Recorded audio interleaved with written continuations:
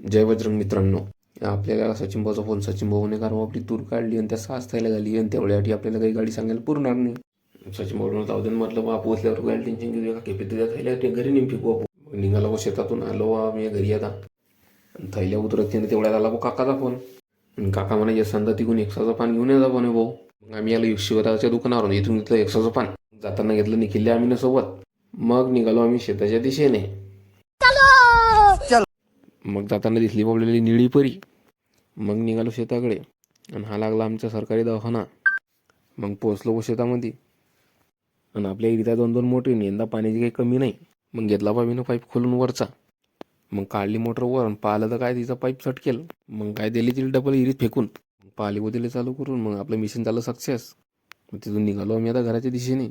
मग पोचलो घरी. निखिल म्हणे आपल्याला भाजी करायची आहे. मग आम्ही निघालो निखिलच्या शेतामध्ये आणि शेतात आल्यावर समजलं आपली भाजी रेडी आहे. या मग तुम्ही बिजी आले आणि फॉलो करायला असेल तर फॉलो करून घ्या. आपल्याला भेटू पुढच्या व्हिडिओमध्ये.